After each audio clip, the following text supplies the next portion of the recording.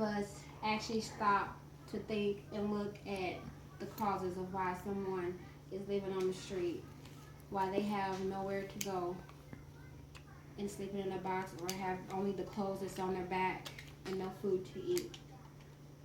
Homelessness is a big issue in America today, and yet a lot of us don't care because we're not in that position. It is estimated that over half of the people living in poverty are actually homeless. We look at homeless people in disgust, not even knowing why they're there or what the actual reasons are why they're there or what predicament may have caused them to be there. We don't know, but yet we are quick to judge or not want to help them, but yet we call ourselves people. Did you know that there has been multiple different researches done on the issues of people being homeless? A lot of research shows that there are a high percentage amongst them that have different types of illnesses. When you walk past them, a lot of us don't even know what's going through their heads or how they got there.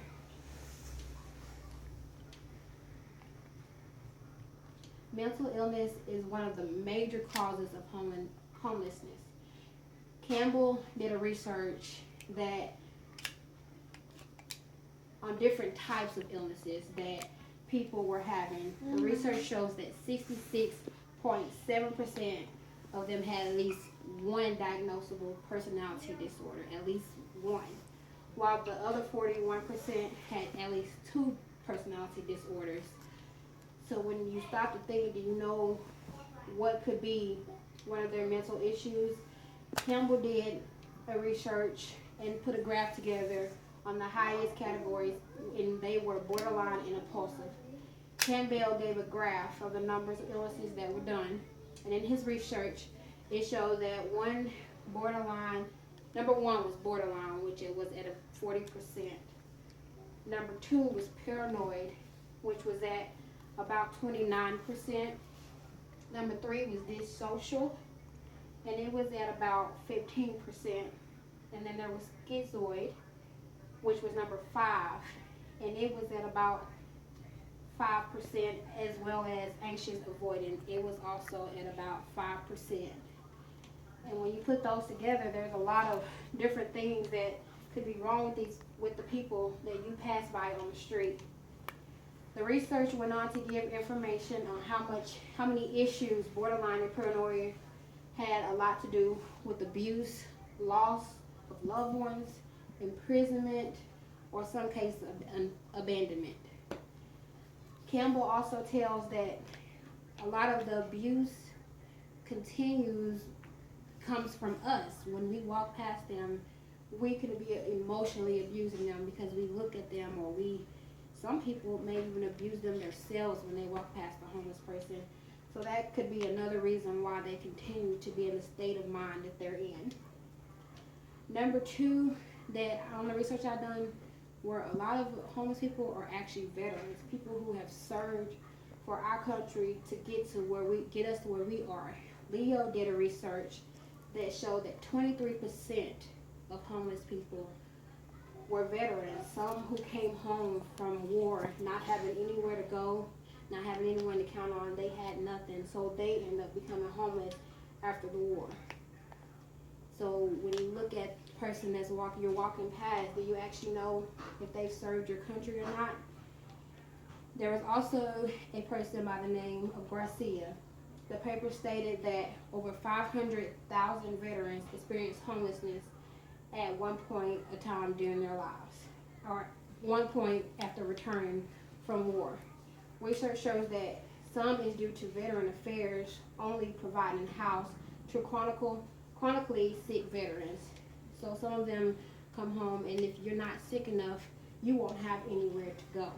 You will be stuck on the streets after you've given all you can to your country. Number 3, which was another major one along with mental illness, was abuse. It was alcohol, substance, sexual, or physical abuse. Another major cause it was another really big major cause that people don't understand that could put them in that predicament. People don't realize it a lot of time, but alcohol is actually a illness. It's something that some people can learn to kick, and some people actually can't. But it is a major illness, and just because somebody else may have been able to get over that stump, someone else may not have, and it could have caused them to lose their home, their car, their clothes, their family, and that's why they're where they are. Substance is an illness and an addiction that can affect the mind physically and emotionally. In Garcia's research, it was estimated that 38% of homeless people had substance abuse problems. And again, people don't realize that it is an illness. It's something that plays with someone's mind. Campbell did research and he provided a graph of some of the abuse that could cause homelessness, such as psychiatric history, personal, prison or police, sexual abuse, early loss, in care, and there was also 2 sexual abuse. There was one for females and one for male, and female was actually number 3 and males was number 6. And then there was early loss at an early age. Psychiatric was the number 1, and it was over 100%. And then there was prison man, which was at about 92. Sexual abuse for women, which was a very high rate to me, was about 72%.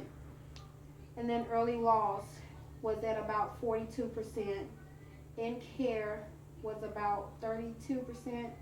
And then sexual abuse for men were actually at about 8%. And then early loss was a little less than that, which was about 7%. So when we look at it, we don't realize that these people could have been through some things in their life, and then they just couldn't cope with it, and that's how they got to where they are. During my research, I realized that the majority of homeless people do have some type of illness. They have found that mental illness,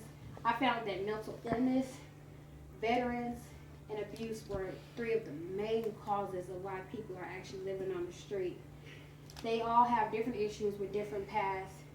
When we walk past homeless people, we look at them as if they're not even human, but yet they are. They've just been dealt the wrong cards at the wrong time. What will we do in this world to make our world a better place, to make it easier for a homeless person to actually want to get up and get help and change their life? What will we do? Tragedies does happen and probably grows every day. It's up to us to make that change. Thank you.